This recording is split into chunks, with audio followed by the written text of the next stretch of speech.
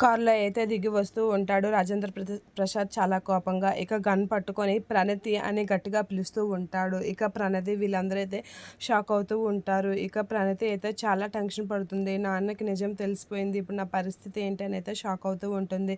ఇక అవని వీళ్ళైతే చాలా కంగారుగా బయటికి వస్తూ ఉంటారు. మామయ్య అని చెప్పేసి అనేసరికి ప్రణతి అని గట్టిగా అంటూ ఉంటాడు. నీలాంటి కూతురు అసలు ఏ తల్లిదండ్రులకి ఉండకూడదు. ఇంత దరిద్రురాలివేంటే నువ్వు అని చెప్పేసి అయితే అంటూ ఉంటాడు. నువ్వు నీలాంటి కూతుళ్ళు తల్లిదండ్రులు పరువు తీయడానికే పుడతారా అని చెప్పేసి తిడుతూ ఉంటాడు. అది కాదు మామయ్య, ఒకసారి వినండి అని అవని చెప్పడానికి ట్రై చేస్తూ ఉంటుంది. అసలు నీలాంటి కూతుర్ని చంపేయాలి అని చెప్పేసి అయితే అంటూ చాలా కోపంతో రగిలిపోతూ ఉంటాడు. ఇక ప్రణతిని చూసి ఇంకా కోపంతో రగిలిపోతూ ఉంటాడు.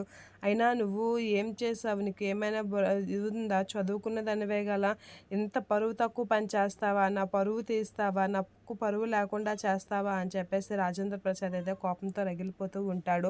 ఆ మాటలకి అవని అయితే అలా చూస్తూ ఉండిపోతూ ఉంటుంది. ఇక రాజేంద్ర ప్రసాద్ అయితే నీలాంటి కూతురు బ్రతికే ఉండకూడదు అని చెప్పేసి అయితే తన చేతిలో ఉన్న గన్నుని అయితే తీసి షూట్ చేస్తూ ఉంటాడు. ఒక్కసారిగా అందరూ షాక్ అవుతూ ఉంటారు రాజేంద్ర ప్రసాద్ చేస్తున్న పనికి. ఇక అవని అయితే మామయ్య అని గట్టిగా అంటూ ఉంటుంది.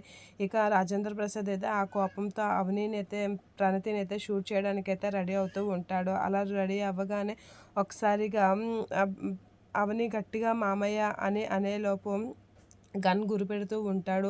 అలా పెట్టగానే ఒకసారిగా భరత్ అయితే ప్రణతికి అడ్డుగా వచ్చి నిలబడుతూ ఉంటాడు. అది చూసి ఇంకా కోపంతో రగిలిపోతూ ఉంటాడు రాజేంద్ర ప్రసాద్. అదే టైంలో అవని అయితే అడ్డుగా నిలబడుతూ ఉంటుంది. ఇక గన్ అయితే షూట్ చేసేస్తూ ఉంటాడు రాజేంద్ర ప్రసాద్. అలా షూట్ చేయగానే అవని చేయికి తగులుతూ ఉంటుంది. అలా తగలగానే వదిన అని గట్టిగా కమల్ అంటూ ఉంటాడు. ఇక అక్షయ్ అయితే షాక్ అయిపోతూ ఉంటాడు. ఇక అవని అయితే తన చేతికి బుల్లెట్ తగలడంతో గట్టిగా అరుస్తూ పడిపోతూ ఉంటుంది. అలా పడగానే రాజేంద్ర ప్రసాద్ షాక్ అవుతూ ఉంటాడు. అయ్యో నేనేం చేశాను, అవనికి తగులుకుంది అని చెప్పేసి అయితే అనుకుంటూ ఉంటాడు. ఇక అవని అయితే అలా పడిపోతూ ఉంటుంది.